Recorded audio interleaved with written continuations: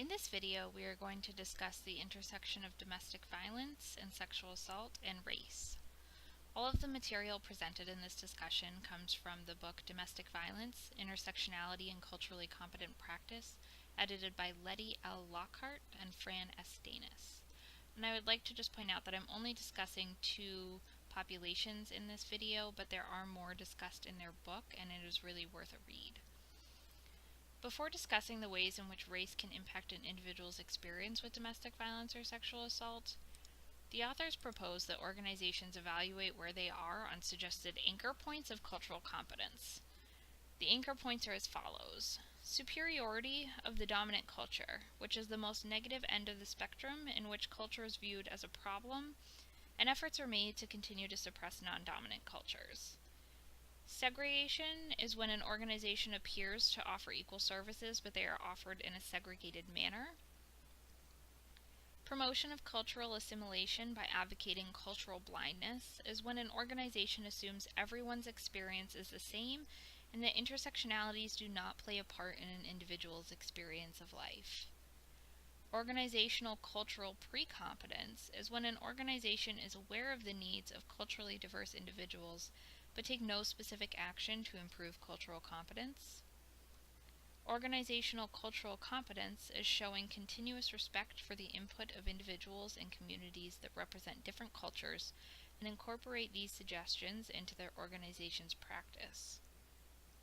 Lastly, organizational proficiency and responsiveness is the highest anchor point on the scale and describes when an organization actively enhances culturally competent services based on research, fostering diversity relationships, and acting as an advocate.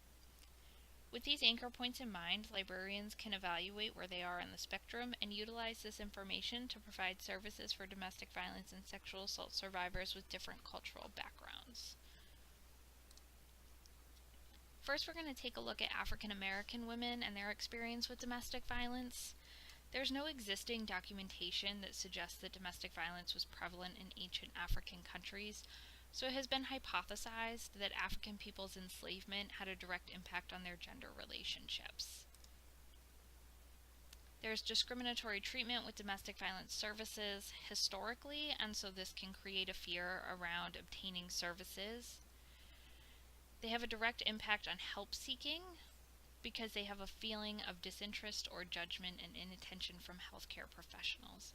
So this is a barrier that African American women face when thinking about either leaving or getting support for a domestic violence relationship or sexual assault. So these are just important factors to keep in mind, especially as a librarian. If we know that a specific population is hesitant to go to healthcare professionals or to a crisis center, having resources available for them that offer similar information at a library, which is more of a neutral position, could be beneficial for them. Some barriers that African American women have to leaving is this idea of racial loyalty, which is the idea that an African American woman who is experiencing domestic violence will put herself aside and her experience aside to protect a African American man from experiencing further discriminatory treatment within the criminal justice system. They're more likely to turn to family and friends and faith-based community organizations if they do wish to leave, which can be a barrier in terms of being surrounded by others who are familiar with your partner who may be abusive and the advice that may come from that is not non-biased.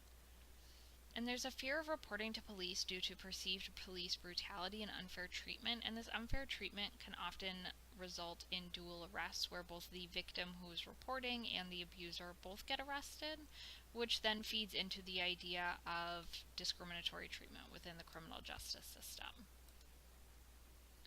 Some ways to help is to design interventions and services to reflect unique experiences of a particular group, because one size does not fit all.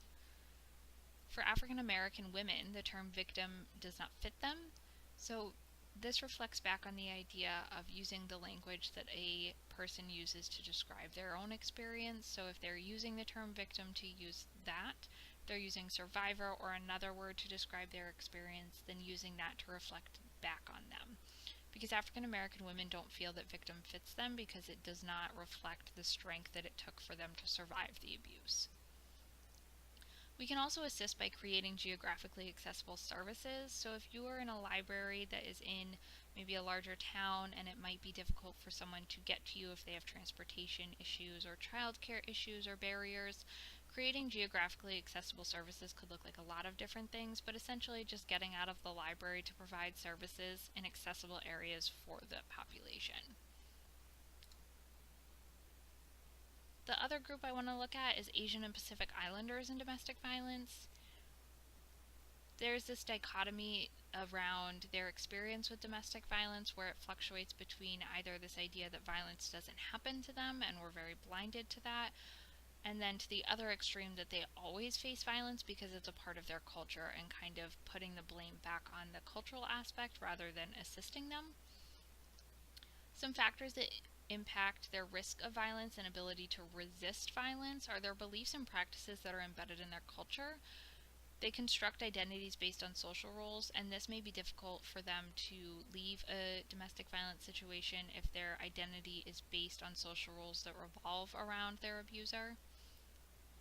Resources available from community-based services often have language barriers, so providing either an interpreter service or something like that so that we can be accessible to them.